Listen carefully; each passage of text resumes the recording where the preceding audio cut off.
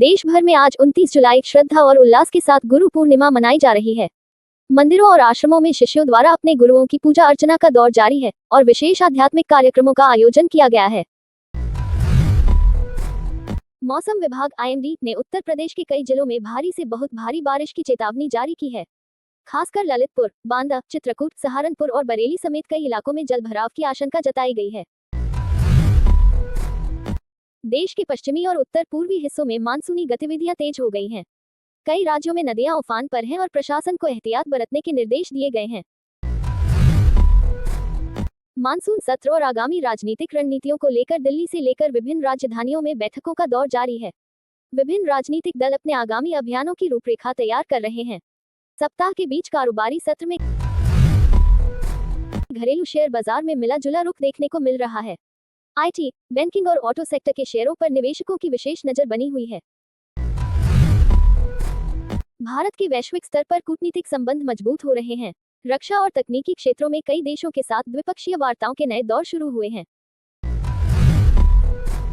गुरु पूर्णिमा और आगामी सावन मास के चलते धार्मिक स्थलों जैसे वाराणसी, हरिद्वार, मथुरा और अयोध्या में श्रद्धालुओं की भारी भीड़ उमड़ी है, जिसके चलते सुरक्षा के कड़े इंतजाम किए गए हैं।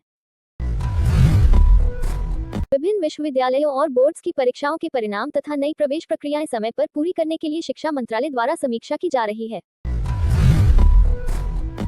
मानसून के मौसम में फैलने वाली मौसमी बीमारियों जैसे डेंगू, मलेरिया और वायरल फीवर से निपटने के लिए स्वास्थ्य विभाग ने राज्यों को एडवाइजरी जारी कर अस्पतालों को अलर्ट मोड पर रखा है। भारत के टियर 2 और टियर 3 शहरों में डिजिटल स्टार्टअप्स को बढ़ावा देने के लिए सरकार नई वेंचर फंडिंग नीतियों पर विचार कर रही है। भारी बारिश वाले राज्यों में कृषि विशेषज्ञों ने किसानों को धान और अन्य खरीफ फसलों के खेतों में उचित जल निकासी की सलाह दी है, ताकि फसल को सड़ने से बचाया जा सके। उत्तर भारत में लगातार हो रही बारिश के कारण कुछ स्थानों पर सड़क मार्ग और रेल यातायात प्रभावित हुआ है, जिसकी मरम्मत का कार्य तेजी से चल रहा है। बिजली की बढ़ती मांग को पूरा करने के लिए पावर ग्रिड कॉर्पोरेशन ने ट्रांसमिशन लाइनों की मॉनिटरिंग बढ़ा दी है, ताकि मानसूनी बाधाओं से बचा जा सके। भारतीय क्रिकेट टीम के आगामी दौरों और घरेलू सर्किट में खिलाड़ियों के फिटनेस टेस्ट को लेकर नेशनल क्रिकेट अकादमी NCA में तैयारियां चल रही हैं। पूर्णिमा के अवसर पर देश के प्रमुख सांस्कृतिक केंद्रों में शास्त्रीय संगीत और नृत्य के विशेष कार्यक्रमों का आयोजन किया जा रहा है। देश के विभिन्न हिस्सों में पौधरोपण अभियान तेजी से चलाए जा रहे हैं, जिसमें स्कूली बच्चों और स्थानीय नागरिकों की भारी भागीदारी देखी जा रही है। सावन और मानसून के मौसम को देखते हुए हिल स्टेशनों और धार्मिक पर्यटन स्थलों पर पर्यटकों की सुरक्षा और सुविधाओं के लिए विशेष प्रशासनिक दल तैनात किए गए हैं। महिलाओं की सुरक्षा और आत्मकल्याण से जुड़ी योजनाओं के जमीनी क्रियान्वयन की मॉनिटरिंग राज्यों के प्रशासनिक अधिकारियों द्वारा की जा रही है। देश में बढ़ती डिजिटल ठगी को देखते हुए गृह मंत्रालय और साइबर सेल ने नागरिकों के लिए नई एडवाइजरी जारी कर फिशिंग कॉल से सावधान रहने को कहा है।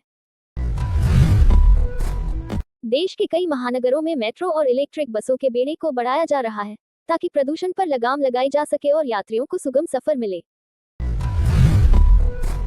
ग्रामीण क्षेत्रों के पारंपरिक कारीगरों को मानसून सीजन के दौरान अपने उत्पादों को ऑनलाइन मार्केटप्लेस पर बेचने के लिए विशेष प्रशिक्षण दिया जा रहा है।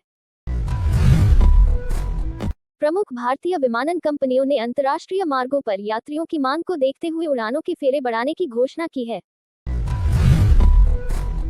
आवश्यक वस्तुओं की कीमतों को नियंत्रण में रखने के लिए केंद्र सरकार की ओर से दलहन और तिलहन के बफर स्टॉक की निरंतर समीक्षा की जा रही है। मानसूनी मौसम में मवेशियों में फैलने वाली बीमारियों से बचाव के लिए पशुपालन विभाग द्वारा ग्रामीण इलाकों में टीकाकरण शिविर आयोजित किए जा रहे हैं।